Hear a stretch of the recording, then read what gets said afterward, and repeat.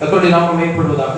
இந்த நாளில் நம்முடைய தியானத்திற்காக கலாத்தியருக்கு எழுதின நிருபம் 5வது அதிகாரத்திலே 19 முதல் 21 வசனங்கள் வரைக்கும் வாசிக்க கேட்கலாம். கலாத்தியருக்கு எழுதின நிருபம் 5வது அதிகாரம் 19 முதல் 21 வசனம்.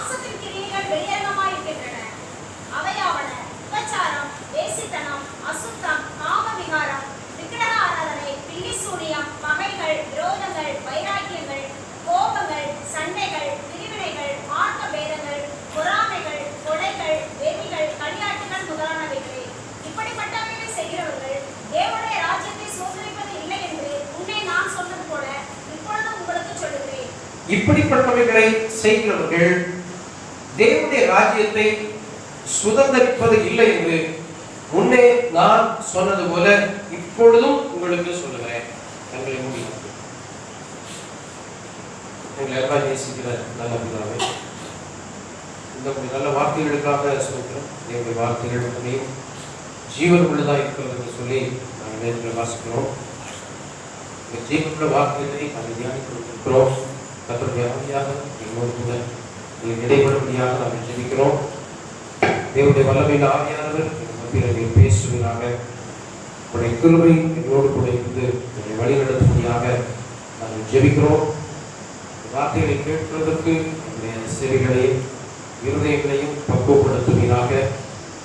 நல்ல நிலங்களாக என்னுடைய இருதயம் காணப்படவும், வார்த்தைகள் இருதயத்தில் பதிக்கப்படவும் 30-60 நூறுமாய் நான் பலம் கொடுக்கவும் கர்த்தர் உதவி செய்யும். இயேசு கிறிஸ்துவின் கேட்கிறோம் கர்த்தர் பிதாவே, ஆமென். அல்லேலூயா. கர்த்தருடைய பரிசுத்தமுள்ள நாமத்துக்கு மகிமை உண்டாவதாக. பொய்யர் அனைவரும் இரண்டாம் மரணமாகிய அக்கினியை கர்த்தர் வருகிற கடலில் பங்கடைவார்கள்.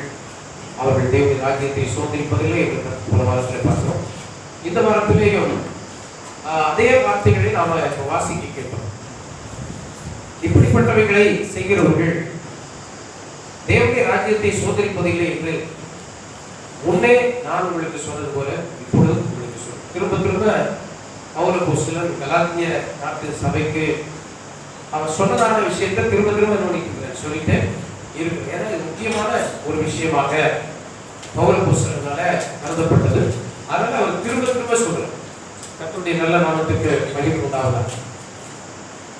இப்போ நாம தேவனுடைய பிள்ளைகளா இருந்தாலும் சாதாரணமா இப்படிப்பட்டதான காரியங்களை நாம செஞ்சுட்டு சாக்கு போக்கு சொல்லிட்டு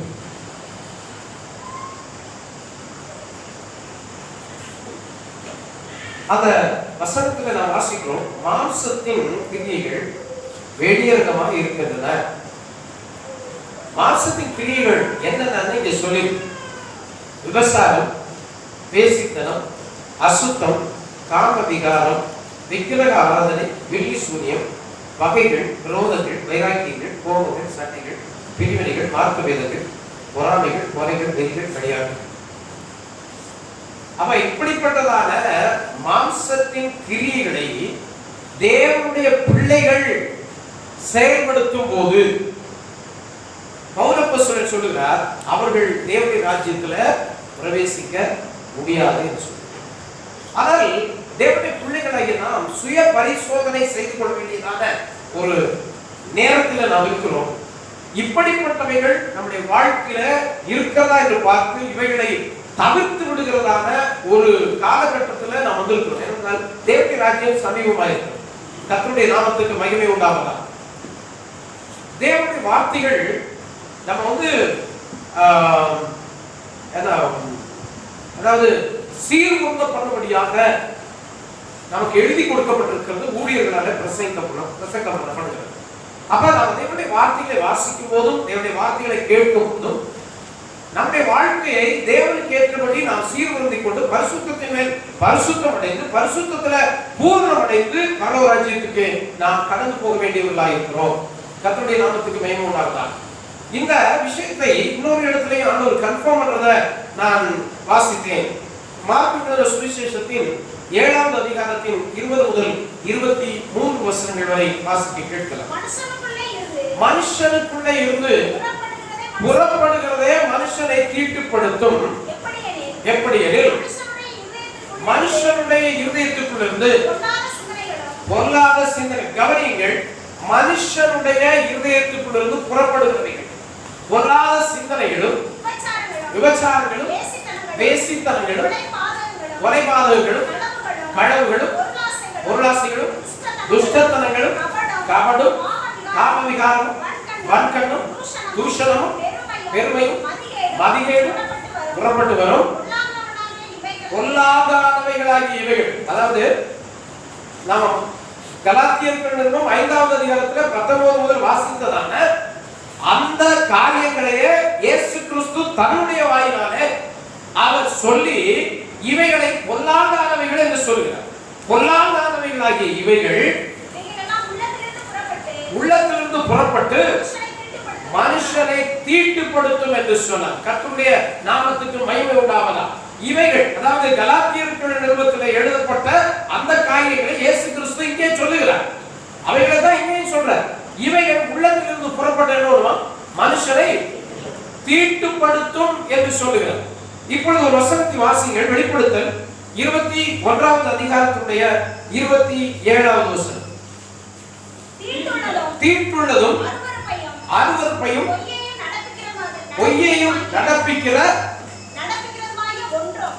ஒன்றும் அதில் பிரவேசிப்பதில்லை. எதில்? பரலோக ராஜ்யத்தில் பிரவேசிப்பதில்லை. தீட்டை நடப்பிக்கிற அல்லது தீட்டுள்ள ஒன்றும் பரலோக ராஜ்யத்தில் என்ன பண்ணுகிறதில்லை? பிரவேசிக்கிறது இல்லை. அல்லேலூயா. இவைகள் உள்ளத்திலிருந்து புறப்பட்டு என்ன பண்ணுவான்? மனுஷனை தீட்டுப்படுத்தும். அல்லேலூயா.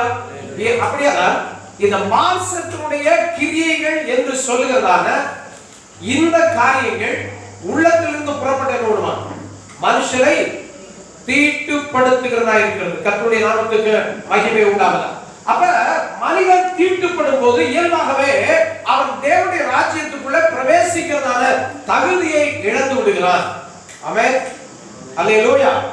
கர்த்தருடைய நாமத்துக்கு மகிமை உண்டாவதா. ஆனால் நாம் ரட்சிக்கப்பட்ட நோக்கம் என்ன? நாம் பரலோகத்துக்கு போக வேண்டும், நித்திய ஜீவனை அடைய வேண்டும் என்பதற்காக நாம் ரட்சிக்கப்பட்டிருக்கிறோம். கர்த்தருடைய நாமம் மகிமைப்படுவது. எபேசியர் நிருபம் 2வது அதிகாரத்துடைய 10வது வசனம் நாம் ரட்சிக்கப்பட்டதனுடைய நோக்கத்தை நமக்கு சொல்லுகிறது. வாசிப்போம். ஏனெனில் நற்கிரியைகளை செய்கிறதற்கு நாம் கிறிஸ்து இயேசுவுக்குள் சிருஷ்டிக்கப்பட்டு தேவனுடைய செயலாக இருக்கிறோம். அல்லேலூயா. ரட்சிக்கப்பட்ட ஒவ்வொருவரும் உணர்ந்து புரிந்து கொள்ள வேண்டியதான ஒரு விஷயம் என்னன்னா, நாம் ரட்சிக்கப்பட்ட போது தேவனுடைய செயலாக இருக்கும். என்ன அந்த தேவனுடைய செயல்? 2 கொரிந்தியர் 5:17 சொல்லப்பட்டிருக்கிறது. ஒருவன் கிறிஸ்துவுக்குள் இருந்தால் அவன் புதிய சிருஷ்டியாக இருக்கிறான். பழையவைகள் ஒழிந்து போயின, எல்லாம் புதிதாயின. அல்லேலூயா.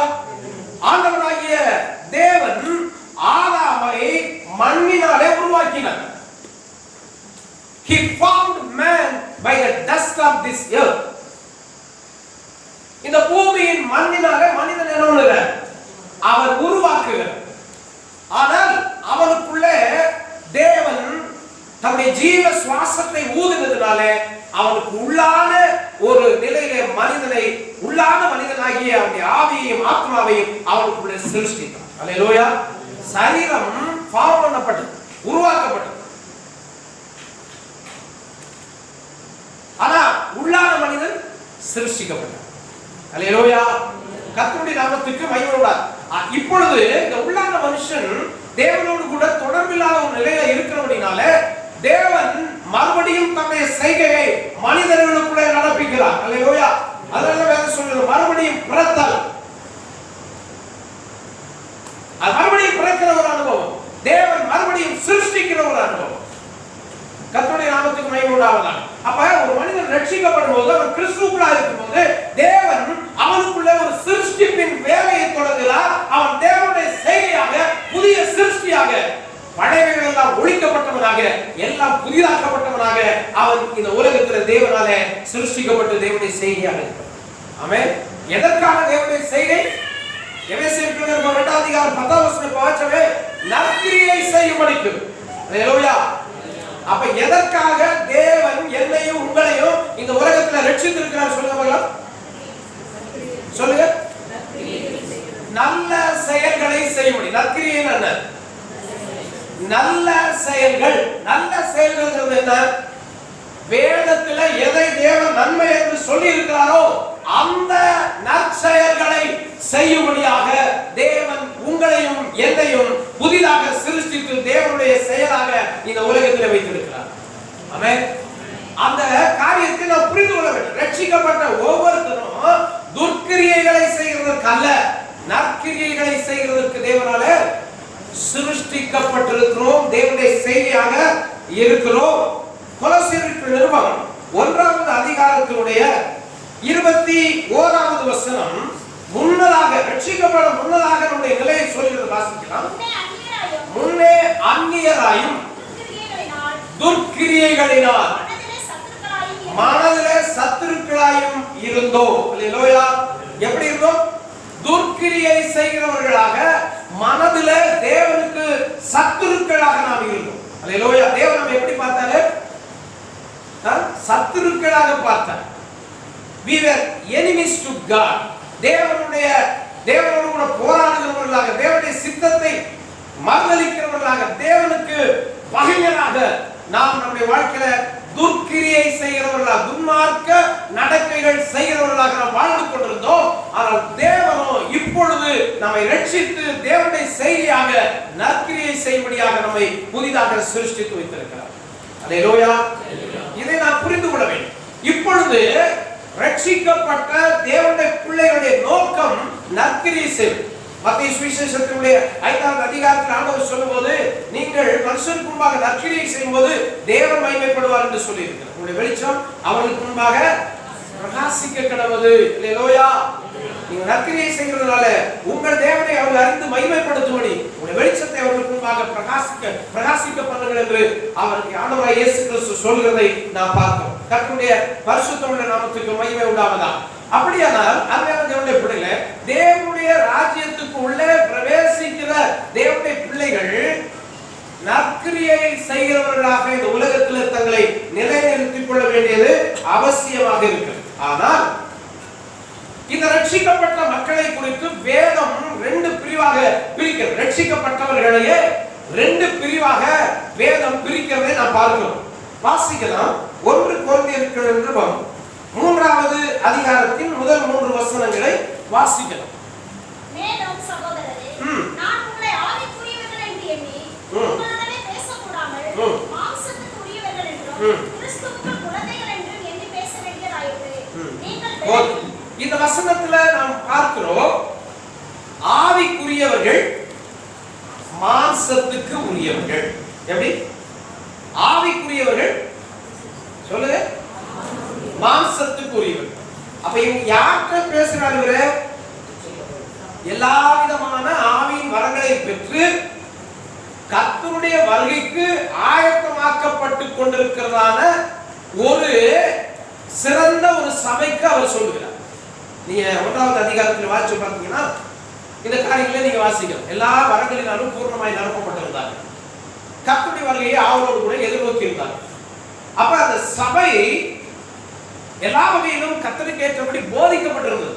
ஆனால் அந்த சபை மக்களை குறித்து பவுல் அப்போஸ்தலன் சொல்லும்போது, உங்களுக்குள்ளே ஆவிக்குரியவர்கள் இருக்கிறீர்கள், மாம்சத்துக்குரியவர்கள் இருக்கிறீர்கள் என்று சொல்லி சபையில இருக்கிற மக்களை 2 பிரிவாய் பிரிக்கிறதை பார்க்கிறோம். எப்படி? மாம்சத்துக்குரியவர்கள் எங்க சபை நடத்தினாலும் ஆவிக்குரியவர்கள் ஒரு கூட்டம் இருக்கதான் செய்யும், மாம்சத்துக்குரியவர்கள் ஒரு கூட்டம் இருக்கதான் செய்யும். கர்த்தருடைய நாமத்துக்கு மகிமை உண்டாவதா.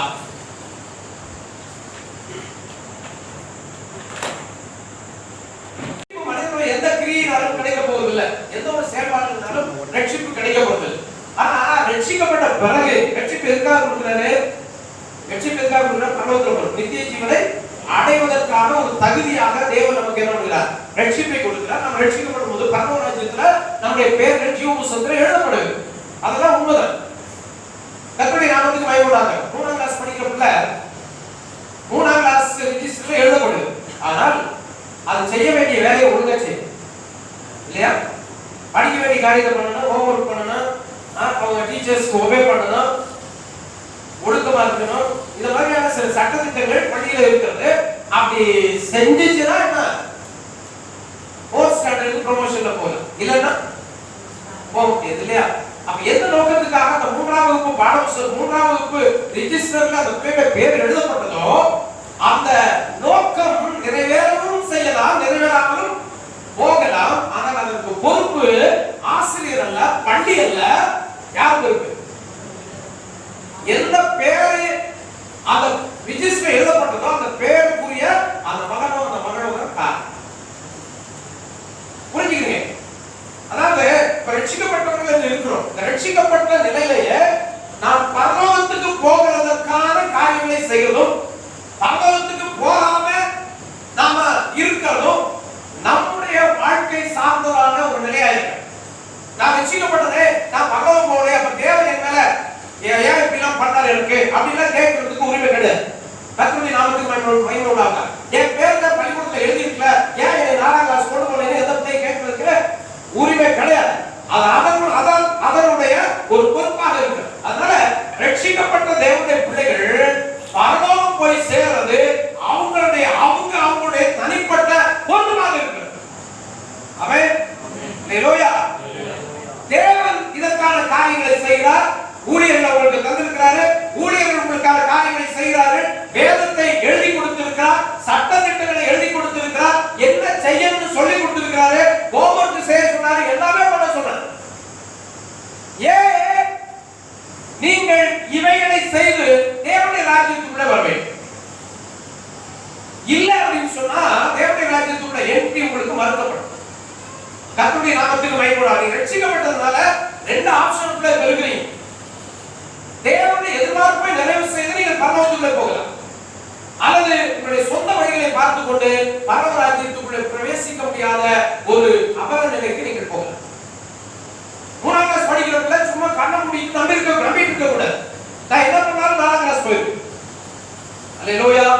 நான் என்ன பண்ணாலும் 4ஆம் கிளாஸ் போயிருவேன். நான் படிக்காட்டாலும் போயிருவேன், நான் கிளாஸ் ஸ்கூலுக்கு போகாட்டாலும் போயிருவேன், நான் சேட்டை பண்ணாலும் போயிருவேன், நான் டீச்சரை மதிக்காம இருந்தாலும் போயிருவேன், நான் என்ன ஒழுக்கக்கேடா நடந்தாலும் போயிருவேன் அப்படின்னு சொல்லிட்டுலாம் ஒரு பிள்ளை என்ன முடியாது, நினைக்க முடியாது. It is the personal responsibility of that student.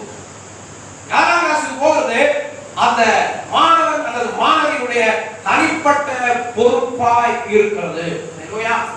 அப்படியே தான் உங்களை ரட்சித்திருக்கிற தேவன் உங்களை பரலோகத்துக்கு கொண்டு போகணும்னா உங்க பேரை எங்க இருக்கிறாரு, ஜீவ புத்தகத்துல எழுதி வச்சிருக்கிறார். அதுதான் அவருடைய விருப்பம்.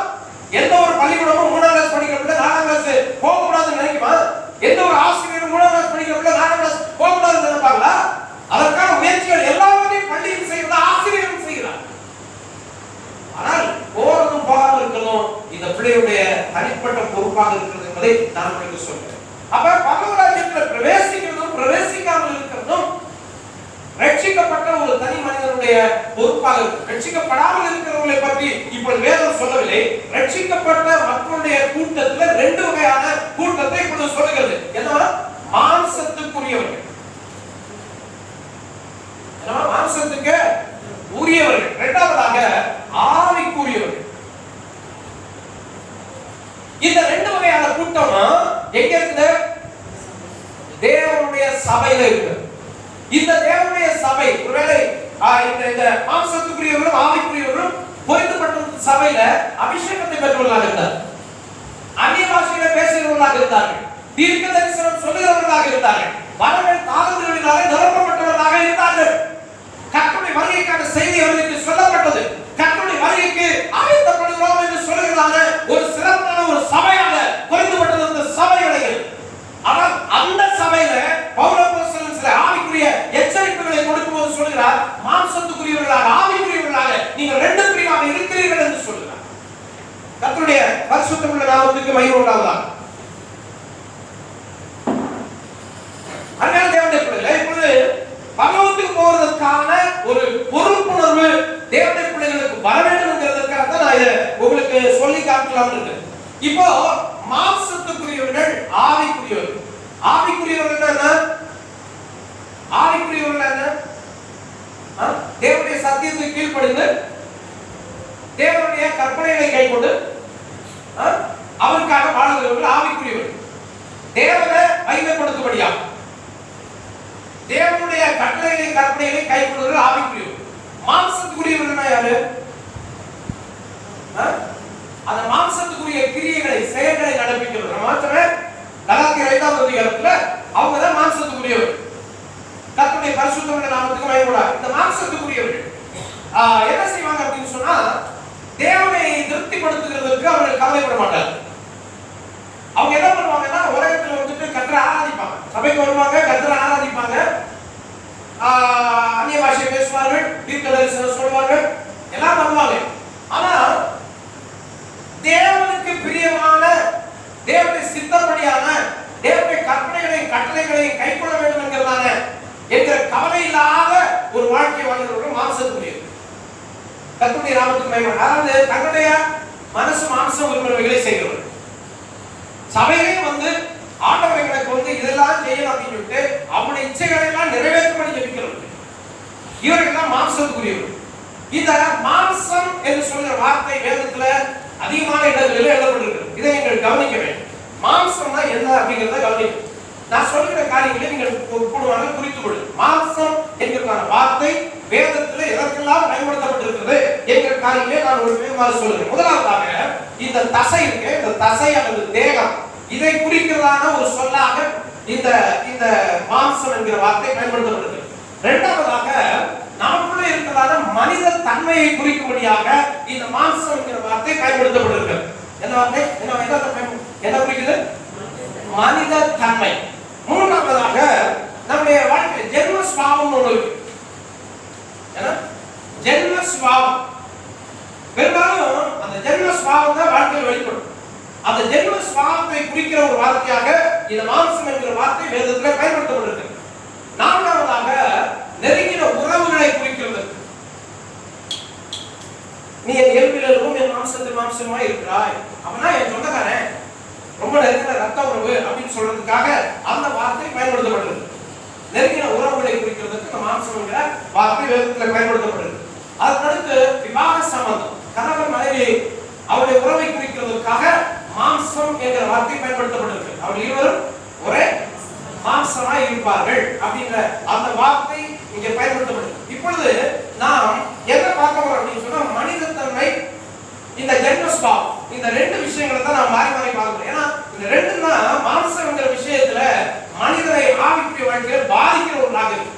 ஜென்மஸ்பாவமும் மனித தன்மையும். அல்லேலூயா, கர்த்தருடைய நாமத்துக்கு மகிமை உண்டாவதாக. அதைத்தான் இங்க மாம்சத்துடைய கிரியைகள் என்று சொல்லி இருக்கிறார். கர்த்தருடைய நாமம் மகிமைப்படலாம். இப்ப மனிதனா இருக்கிறவன் கோபப்படுகிறார், மனிதனா இருக்கிறவன் பலவிதமான இச்சைகளுக்கு உட்படுகிறார், மனிதனா இருக்கிறவன் விபச்சாரம் பண்ணுகிறார், மனிதனா இருக்கிறவன் கொலை செய்கிறார். அல்லேலூயா. அப்ப இதெல்லாம் மனுஷியத்திலிருந்து வெளிப்படுகிறதான ஒரு குணநலங்களா இருக்கிறபடினாலதான் மாம்சத்துடைய கிரியை என்று சொல்லி அந்த காரியங்களுக்கு வேதம் பெயர் கொடுத்திருக்கிறது. அல்லேலூயா. மாம்சத்தினுடைய செயல்பாடுகள் நம்முடைய இந்த இந்த மனுஷிய தன்மையில அந்த தேவனுடைய காரியங்களை உணராதபடி நாம் செய்கிறதான செயல்களை தான் மாம்சத்துடைய கிரியைகள் என்று வேதம் சொல்கிறது. கர்த்தருடைய நாமத்துக்கு மகிமை உண்டாவதாக. இப்போ நான் சொன்னேன், இப்ப மாம்சத்துக்குரியவர்களாய் நடப்பதும் மாம்சத்தின்படி நடப்பதும் ஆவியின்படி நடப்பதும் ஒரு விசுவாசியுடைய தனிப்பட்ட பொறுப்பாக இருக்கு. ஆமென். அல்லேலூயா. வேதம் இப்படி சொல்கிறது. வாசிக்கலாம். ரோமர் 8ஆம் அதிகாரம் 1ஆவது வசனம்.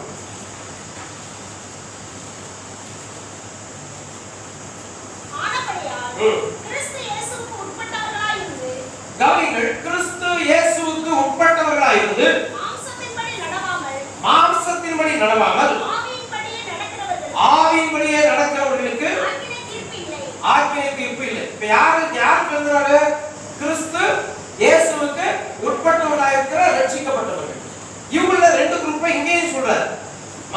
ஆவிக்குரியபடி நடக்கிறவர்கள், மாம்சத்துக்குரியபடி நடக்கிறவர்கள். அல்லேலூயா. கிறிஸ்துவுக்கு உட்பட்டவர்களாய் இருந்து மாம்சத்தின்படி நடவாமல் ஆவியின்படி நடக்கிறவர்களுக்கு ஆக்கினை தீர்ப்பு இல்லை.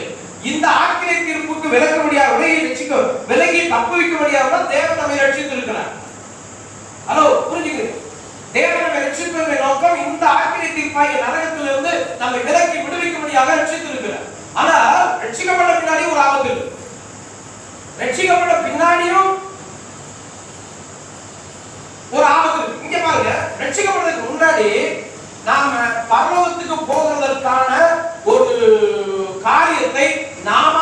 செய்து கொள்ள தகுதி இல்லாதவர்களாக இருக்கிறோம். சரிதானே? ரட்சிக்கப்படுறதுக்கு முன்னாடி நம்ம மேல இருந்ததெல்லாம் நரக ஆக்கிடு. செத்தா நரகம் தான், வேற போக்குறவே கிடையாது. மனுஷன் எந்த ஒரு கிரியை நரக முடியாது, அவன் பரலோகத்துக்கு போக முடியாது இல்லையா? அப்ப மனிதனுடைய சாய்ஸ் கிடையாது. பரலோகத்துக்கு போறது ரட்சிக்கப்படுறதுக்கு முன்னாடி மனிதனுடைய சாய்ஸ் கிடையாது. மனிதனுடைய ஒரே காரியம் என்னன்னா அவன் நரகத்துக்கு போறவனுடைய தலையெழுத்து. இப்போ அந்த தலையெழுத்த தேவன் மாற்றி நம்மை ரட்சிக்கப்பட்டவர்களாக வைத்திருக்கிறார். எதுக்காக?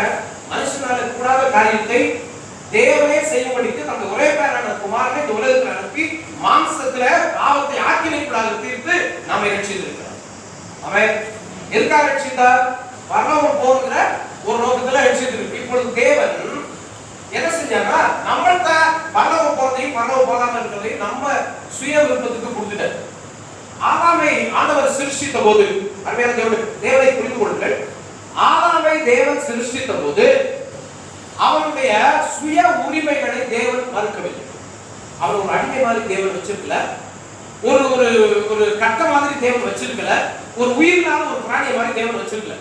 ஆதாமை சிருஷ்டித்த தேவன் எப்படி சுயமான முடிவுகளை எடுக்கக்கூடிய தன்மையோடு கூட இருக்கிறாரோ அதே தன்மையோடு கூடவே ஆதாமை சிருஷ்டித்தார். அல்லேலூயா. சரியா? கர்த்தருடைய நாமத்துக்கு மகிமை உண்டாகும். அதே வல்லமையோடு கூட சிருஷ்டித்தார்.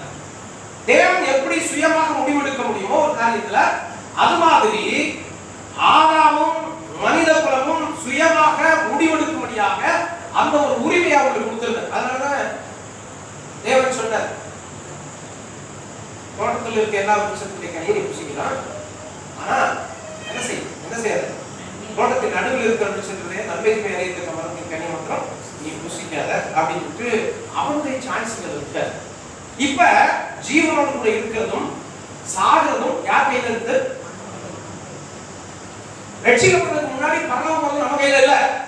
ஹலோ, ரட்சிக்கப்படுறதுக்கு முன்னாடி பரலோகம் போறது நம்ம கையில கிடையாது. அதனால அப்படிப்பட்ட பலவீனமுடையவர்களாக இருந்த நம்மை பரலோகத்துக்கு போறதுக்கான தகுதியுடையவர்களாய் தேவன் ரட்சிப்பின் மூலமாய் மாற்றி ரட்சிக்க தேவன் நமக்கு இலவசமாக தந்திருக்கிறார். ரட்சிக்கப்பட்ட பின்னாடியும் தேவன் உங்களுடைய சுயமான முடிவுகளிலே தலையிட விரும்புகிறது. புரிந்து கொள்ளுங்கள், தேவனுடைய சுயமான முடிவுகளிலே தலையிட விரும்புகிறது. ஒருவேளை தலையிட விரும்பினாங்க என்ன ஒண்ணு, ஒரு பாவத்தை செய்யும்போது என்ன ஒண்ணு தூக்கி போட்டு 4 திட்டி விட்டு நறுக்கு விட்டுச்சு பரவலை நேர்த்து கொடுங்க. கர்த்தருடைய நாமத்துக்கு மகிமை உண்டாகும். அப்ப இது வரைக்கும் நம்ம பாவம் செஞ்சிருக்கிறோம், ஆனா ஆண்டவர் ஒண்ணுமே பண்ணல. ஏன் பண்ணல? அதை செய்யறதுக்கான உரிமையை தேவன் ஏற்படுத்து. அவன் பாவம் செய்யறதுக்கும் பாவம் செய்யாமல் இருக்கிறதுக்கும் உரிமையை தேவன் எனக்கு ரட்சிக்கப்பட்ட பின்னாடியே கொடுத்திருக்கிறார். அதை தேவன் தடை பண்ணவில்லை, அதை எடுத்துக்கொள்ளவில்லை. ஏனென்றால் அது தேவனுடைய சுபாவம். தேவனுடைய சாயலிலே மனிதனை படைத்திருக்கிறார் என்று சொன்னால் தேவனுடைய சுபாவங்கள் அவருக்குள்ள வைக்கப்பட்டிருக்கிறது. அல்லேலூயா. அப்ப தேவன் மனிதன் சுயமாக சிந்தித்து அவன் ஒரு முடிவை எடுக்கிறதான உரிமையை தேவன் அவனிடத்திலிருந்து எடுத்து போடவே இல்லை. ரட்சிக்கப்பட்ட பிறகும் தேவன் அந்த உரிமையை நமக்கு கொடுத்திருக்கிறார். இப்ப ஆண்டவர் சொன்னாரு, நான் என்னுடைய கட்டளைகளை ஒரு கேள்வி கொடுத்திருக்கேன். பரலோகத்துக்கு போறதுக்கான வழியை உனக்கு சொல்லி கொடுத்திருக்கேன். உனக்கு ஒரு சபை உண்டாக்கி உன்னை வேறு விரிச்சு உன்னை பரிசுத்தமாக்குறதுக்கான வழியை சொல்லி கொடுக்கிறதுக்கு ஊழியக்காரர்களை பரிசுத்தமாக்குறத நான் வச்சிருக்கிறேன். அல்லேலூயா. இப்ப நீ என்ன பண்ணணும்? உட்கார்ந்து ஒழுங்கா கத்துக்கிட்டு என்ன செய்யணும்? நீ பரலோகத்துக்கு வழியை பா. ஆமென். கர்த்தருடைய நாமத்துக்கு மகிமை உண்டாகட்டும். புரியுதா? அப்ப இப்ப உங்களுக்கு தேவன் சொல்லிட்டாரு, இப்ப பரலோகம் போறதுக்கான தகுதியே தேவன் உங்களுக்கு கொடுத்துட்டாரு. ஜீவ புத்தகத்துல பேரை எழுதிட்டாரு. நீங்க பரலோகத்துக்கு முழு தகுதியோட கூட இருக்கிறீங்க. ஆனா இனி என்ன செய்யணும்னா, பரலோகம் போறதுக்கு தேவன் கொடுத்திருக்கிறதான இந்த இன்ஸ்ட்ரக்ஷனை தவறாம கடைபிடிக்கணும். ஆமென். அல்லேலூயா. பாஸ் பண்றதுக்கு எத்தனை மார்க் டீச்சர்? 35 மார்க்கா? 35 மார்க். அட்லீஸ்ட் 35 மார்க்காவது எடுக்கணும். நீ 100 மார்க் எடுக்கணும்னா ஆண்டவர் விரும்பவே இல்லை. ஆண்டவர் 100 மார்க் எடுக்கணும், அவருக்கு ரொம்ப சந்தோஷம் தான். ஆனா ஆண்டவர் அப்படி உங்களை குணப்படுத்த விரும்பல. நம்ம இருக்கிறோம். மனுஷன் அதாவது உலகத்தின் சூழ்நிலைகளால பாதிக்கப்படுகிற மக்களாக இருக்கிறோம். அதனால தேவன் அப்படி நம்மளை கட்டாயப்படுத்தி நீ வந்து 100% கீழ்ப்படியா அப்படின்னா அவர் சொன்னாங்க. ஆனால் அதை எதிர்பார்க்கல. நீங்க கீழ்ப்படி முயற்சி பண்ண வேண்டும். படிக்க சில பேர் என்ன பண்றது தெரியுமா? நாலு முழு சுத்தம் அடி நம்முடைய எக்ஸாம் சிஸ்டமே சரியில்லை. 4 நிமிஷம் என்ன வேண்டியது சுத்தம் வேண்டியது. பரீட்சைக்கு ராத்திரி உட்கார்ந்துட்டு 4 கொஸ்டின் அதே சொல்லியிருப்பாரு. இந்த கொஸ்டின்ல வருடா அப்படின்னு சொல்லிட்டு அந்த ராத்திரி பூரா உட்கார்ந்துட்டு என்ன பண்றது? அதை படிச்சு போய் ஒரு 35 மார்க்காவது எடுத்துக்கணும் அப்படின்னு போய் எழுதிடுவேன். ஆனா இங்க பரலோகத்துக்கு போறதுக்கு அதுவும் வழி கிடையாது. நீங்க தேவன் சொன்ன எல்லா கட்டளைகளையுமே நீங்கள் கைக்கொள்ளும்படியான ஒரு பொறுப்புல இருக்கிறீர்கள். ஆனா கட்டளைகளை கைக்கொள்ளும் போது பலவீனங்கள், உங்களுடைய சோர்வுகள், உங்களுடைய கவலைகள், உலகத்தின் தாக்கங்கள் எல்லாவற்றையும் தேவன் கலந்து எடுத்துக்கொள்ளும். அப்படி எடுத்துக்கொள்ளும் போது என்னாலும் பிரயாசப்பட்டு கர்த்தருக்காக நின்று அந்த பாஸ் பண்ற அளவுக்கு பரலோகத்துக்கு போற அளவுக்கு உங்களை நீங்க குறைவான விதத்திலாகிலும் தகுதிப்படுத்திக் கொண்டீர்களானால் தான் அந்த பரலோகத்துக்குள்ள பிரவேசிக்கும். ஆமென். இது யார் சார்ந்தது? யார் சார்ந்தது? நம்ம சார்ந்தது. அல்லேலூயா. நம்ம ஒவ்வொருவரையும் சார்ந்தது. ஒண்ணு நினைக்காதீங்க, நான் ரெகுலரா சர்ச் போறதுனால பரலோகம் போயிடுவேன்னு நினைக்காதீங்க. சில பேர் சொல்லுவாங்க, என் பொண்டாட்டி நல்லா ஜெபம் பண்றா பாஸ்டர், அவ ஜெபம் பண்ணவே எனக்கு என்ன பாஸ்டர், எனக்காக அப்படியே கண்ணீர் விட்டு ஜெபம் பண்ணிட்டு இருக்கா பாஸ்டர், நான் எப்படி பரலோகத்துக்கு போகாம இருப்பேன்? உங்க பொண்டாட்டி முன்னாலே குடிச்சு போவாங்க. அங்க அப்படிலாம் பண்ண முடியாது, போக முடியும். அல்லேலூயா. பக்கத்துல உட்கார்ந்து இருக்கிற பையன் வந்துட்டு நல்லா படிக்கிறதுனால அவன் பக்கத்துல உட்கார்ந்து இருக்கிறவனுக்கு போயிடுவானா? நல்லா படிக்கிறான், விழுந்து விழுந்து படிக்கிறான், என் பக்கத்துல உட்கார்ந்துருக்கான், அதனால நான் வந்து பாஸ் பண்ணிடுறேன் 4ஆம் கிளாஸ் சொன்னா அதெல்லாம் முடியாத ஒரு காரியம். கர்த்தருடைய நாமத்துக்கு மகிமை. பரலோகம் போறது போகாதுதான் உங்களுடைய சொந்த ரெஸ்பான்சிபிலிட்டி. ஆமென். இதை நீங்கள் புரிந்து கொள்ளுங்கள். நீங்க ரட்சிக்கப்பட்டவர்களாக இருந்தாலுமே தேவன் உங்களுக்கு சுய நிர்ணய உரிமையை அவர் விலக்கி கொடுங்க. நீங்க வந்து சுயமா சிந்தித்து, சுயமாக முடிவெடுத்து, சுயமாக தீர்மானித்து, சுயமாக தெரிந்து கொண்டு தேவனுடைய கற்பனைகளை அறிந்து கொண்டு பரலோகராஜ்யம் வரணும் தான் ஆண்டவர் நினைக்கிறார். ஆமென். அல்லேலூயா. இப்ப நீங்க இந்த இடத்துல நிக்கிறீங்க. இப்ப என்ன பண்ணலாம்? ஆவிக்குரியவர்களாக நடந்து கொள்ளலாம், ஆனால் அப்புறம் மாம்சத்துக்குரியவர்களாகவும் நடந்து கொள்ளலாம். இது சத்தியம். இது உங்களுக்கு தேவன் கொடுத்திருக்கிற சுய உரிமை. இப்ப ஆண்டவர் என்ன சொல்றாருன்னா, இங்க போனீங்கன்னா என்ன பண்ணிப்பேன்? மாம்சத்துக்குரியவர்களாய் நடவாமல் ஆவியின்படி நடக்கிறவர்களுக்கு ஆக்கினை தீர்ப்பு இல்லைன்னு சொன்னா, அந்த மாம்சத்தின்படி நடந்தீங்கன்னா உனக்கு என்ன ஆக்கினை தீர்ப்பு. இப்ப எவ்வளவு பாவத்துல கிடந்தோம், அப்பவே செத்து போயிருந்தா அதே நேரத்துல தான் போகும்.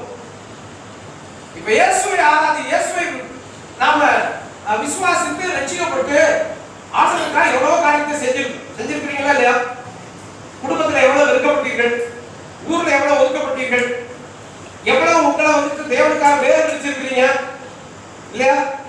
ஒரு ஊருக்குள்ள பொட்டு வைக்காம போகும்போது என்ன சொல்றாங்க உங்களை? பூ வைக்காம போகும்போது என்ன சொல்றாங்க உங்களை? கத்திரிக்காக வேறு இருந்ததான ஒரு வாழ்க்கை வாழும்போது, ஒரு விக்கிரக கோயிலுக்கு உன் ஃப்ரெண்டோட போகாம இருக்கும்போது, உறவினரோட போகாம இருக்கும்போது, ஒரு திருவிழாவில் நீ கலந்து கொள்ளாமல் இருக்கும்போது, ஒரு திருவிழாவுக்கு நீ வரி கொடுக்காம இருக்கும்போது, ஊர்ல நீ கர்த்தருடைய நிறுத்திக் கொள்ளும் போது உன்னை என்ன சொல்லுகிறார்கள்? எவ்வளவு அவமானம், எவ்வளவு நிந்தை செய்கிறாய், எவ்வளவு பாடலை செய்கிறாய், எவ்வளவு வேதனையான வார்த்தைகளை நீ கேட்டுக் கொண்டிருக்கிறாய், எல்லாவற்றையும் கர்த்தருக்காக செய்து கொண்டிருக்கிறாய். அவ்வளவு சைத்த பின்னாடி ஆக்கினை தீர்ப்பு போன ஹலோ உணர்வுடைய இவ்வளவே பண்ணிருக்கிறோமா? கர்த்தருக்காக எவ்வளவு பண்ணிருக்கோம்?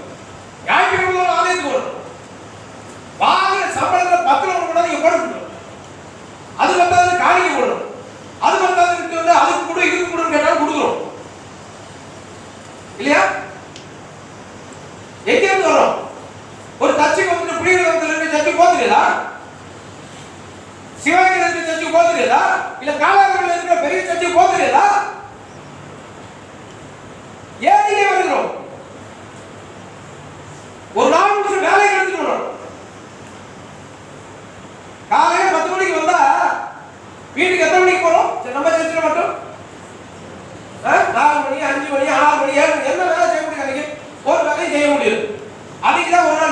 இந்த அரசு வேலையில பார்க்கறவங்க அவங்களும் வந்து இங்க உட்கார்ந்துருக்காங்க.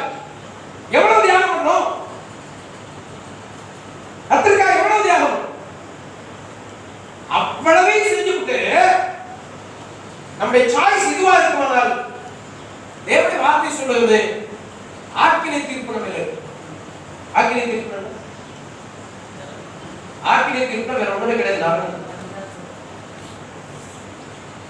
ஆக்கினை தீர்ப்பு நம்ம இல்லை. அப்ப இவ்வளவு காரியங்களை ரட்சிக்கப்பட்ட பேரை செஞ்சுட்டு இந்த சாய்ஸ்ல நம்ம தவற விட்டுட்டோம் அப்படின்னு சொன்னா அருமையான தேவனுடைய பிள்ளைகளே நம்முடைய முடிவு பயங்கரமாயிருக்கும். அதனால தேவன் சொல்றாரு ஜாக்கிரதை.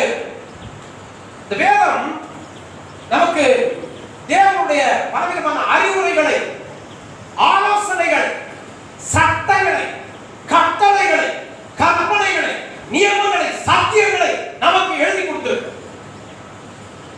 தேவனை நமக்கு எழுதி கொடுத்தார். அல்லேலூயா. தேவனுடைய வார்த்தைகள் எல்லாம் தேவனுடைய ஆவியினால் ஏவப்பட்ட பரிசுத்த மனுஷர்களால் எழுதப்பட்டது. அப்ப தேவனுடைய வார்த்தை என்பதை நீங்கள் விசுவாசிப்பீர்களானால் இந்த வார்த்தை எதுக்காக கொடுக்கணும்? வாத்தியார் எதுக்கு பாடம் சொல்லி கொடுக்கிறாரு? வாத்தியார் எதுக்கு பாடம் சொல்லி கொடுக்கிறாரு? a square plus b square plus 2ab equal to a plus b whole square. இத பார்க்கல இதெல்லாம் எதுக்கு மனுஷனுக்கு? இதெல்லாம் எதுக்கு மனுஷனுக்கு தோணும்? ஆனா இதுதான் அறிவியல் முன்னேற்றத்திற்கான அடிப்படையான காரணம் என்பதை இதை படித்து இதை மாஸ்டர் பண்ண உங்களுக்கு தெரியும். ஆமென். அல்லேலூயா. இதை படிக்கிறதுக்கு நம்ம பிள்ளைங்க படம் பாடுது. என்னடா இங்க a ஸ்கொயர், இங்க b ஸ்கொயர், இங்க a plus b whole square, இங்க இது வந்துச்சு. இது பெரிய பிரச்சனை. நமக்கு விளக்காத ஒரு காரியம். ஆனா இதை விளக்கிட்டோம், மாஸ்டர் பண்ணிட்டோம் அப்படின்னு சொன்னா அருமையான தேவனுடைய பிள்ளைகளே ராக்கெட் வரைக்கும் இது பயன்படுது. கர்த்தருடைய நாமத்துக்கு மகிமை உண்டாவதாக. அப்படியானால் இந்த வேத வசனங்கள் அதே சமயம் நமக்கு புரியாதவர்களாகவே இருக்கிறது. ரொம்ப மறைமுகமா இருக்கிறதா இருக்கு. ஆனா நீ உங்களுடைய ஆவிக்குரியவர்களா இருக்க உங்களுடைய சாய்ஸை நீங்க பயன்படுத்தினீங்கன்னா இந்த வேத வசனம் உங்களுக்கு கடினமான ஒன்றாக இருக்காது. யாருக்கு கடினமாக இருக்கிறது? யாருக்கு வேதத்தை வாசிக்க முடியல, யாருக்கு வேதம் பிரியமா இல்ல, யாருக்கு வேதத்தை படிக்கிறது வந்து ஒரு கஷ்டமான காரியமா இருக்கிறது அப்படின்னு சொன்னா சாய்ஸை இந்த பக்கமா எடுத்துக்கணும். மாம்சத்தின்படி நடக்கிறதற்கு தங்களை ஒப்பு கொடுத்தவர்களுக்கு வேத வசனம் என்பது ஒரு கடினமான ஒரு விஷயமா இருக்கும். அதை படிக்கிறதோ, அதை தியானிக்கிறதோ, அதை கைக்கொள்றதோ ஒரு கடினமான ஒரு விஷயமா இருக்கும். ஏனென்றால் வேத வசனத்துல ஆவிக்குரியபடி எப்படி நடக்கிறத சொல்லியிருக்கு. ஆமென். அல்லேலூயா. அல்லேலூயா. கர்த்தருடைய நாமத்துக்கு மகிமை. ஒருவன் வந்தார், ஆண்டவரிடத்துல வந்தார்.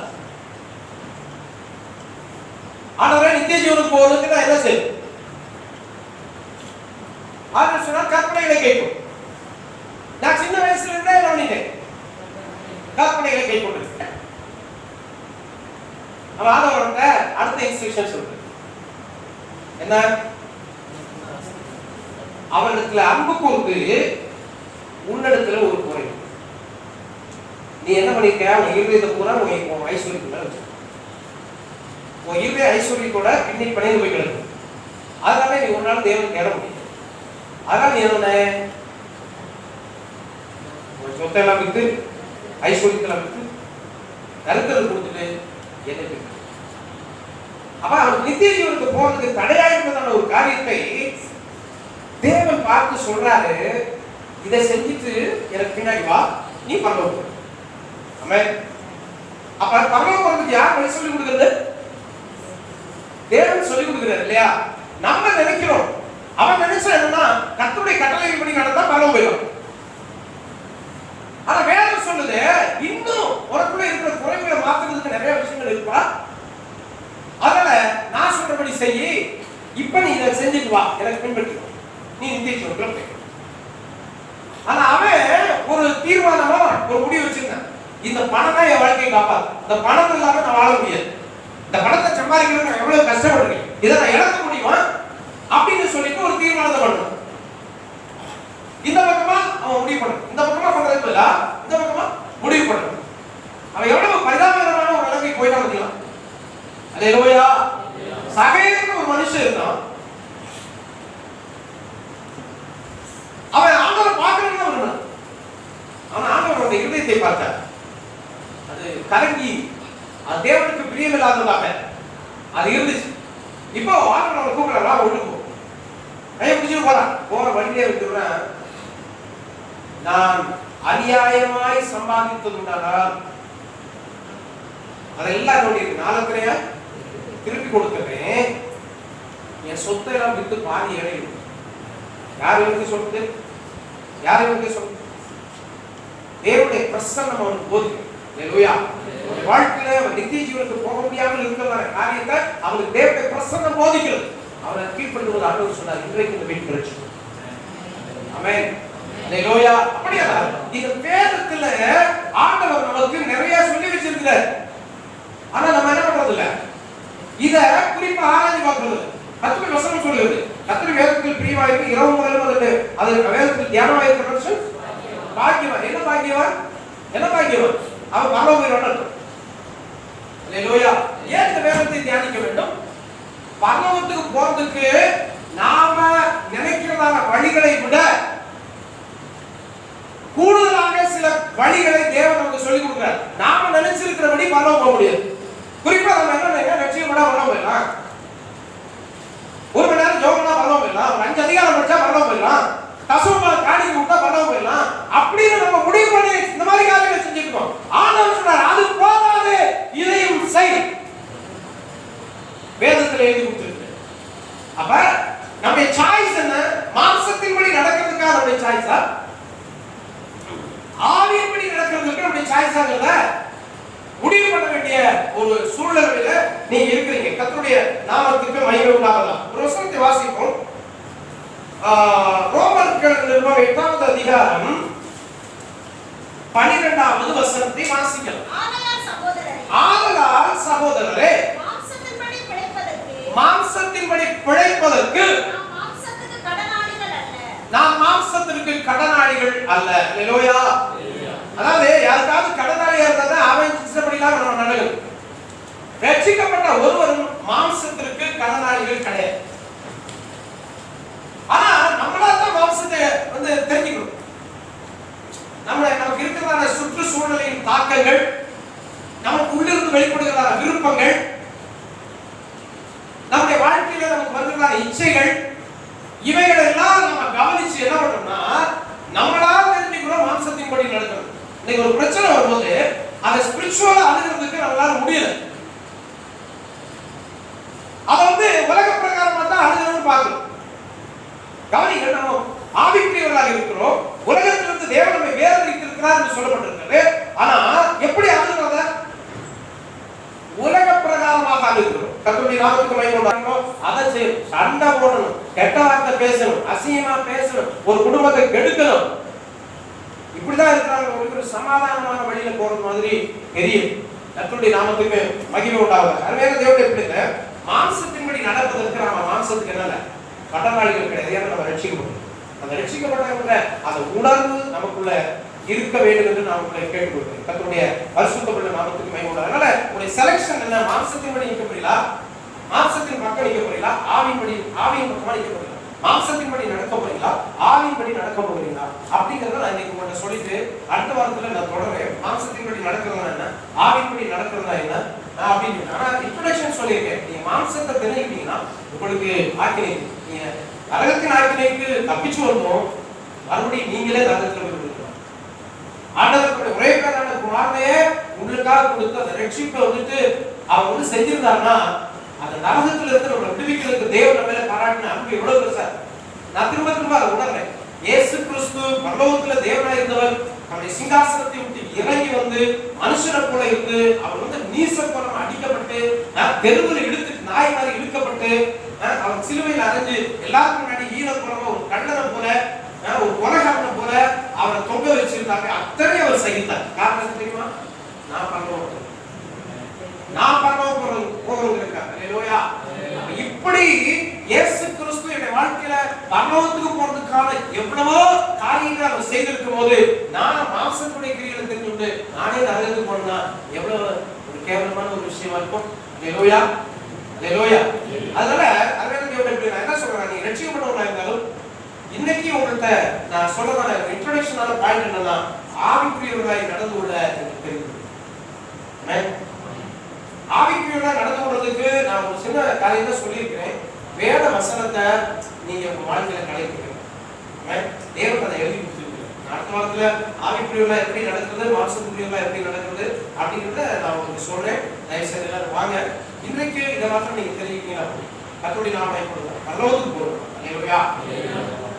மறுபடியும் அந்த வசனத்தை நம்ம வாசிப்போம். கலாத்தியர் 5ஆம் அதிகாரம் 19 முதல் 21 வசனம். மாம்சத்தின் கிரியைகள் வெளியரங்கமாய் இருக்கின்றன. மாம்சத்தின் கிரியைகள் வெளியரங்கமாய் இருக்கின்றன. அவையாவன விபச்சாரம், வேசித்தனம், அசுத்தம், காமவிகாரம், விக்கிரகாராதனை, பில்லிசூனியம், பகைகள், விரோதங்கள், வைராக்கியங்கள், கோபங்கள், சண்டைகள், பிரிவினைகள், மார்க்கபேதங்கள், பொறாமைகள், கொலைகள், வெறிகள், களியாட்டுகள் முதலானவைகள். சபையில் இருக்கிறோம், இல்லைன்னு நம்ம சொல்ல முடியுமா? நம்ம பரலோகத்துக்கு போறதுக்கு ஆயத்தம். வாழ்க்கையில் இல்லை, ஏன்னா தெரிந்து கொள்வதும் தெரிந்து கொள்ளாமல் இருப்பதும் நம்முடைய விஷயம். தேவனை நமக்கு சொல்லியிருக்க, இதெல்லாம் செய்யாத, செஞ்சேன்னா இங்க போயிருவேன், நல்லது போயிருவேன் சொல்லி சொல்றேன். அப்ப இந்த விஷயங்கள நமக்கு இருக்காங்க. தயவுசெய்து விழுந்து அவனுடைய சவுட்டு அதை நோய்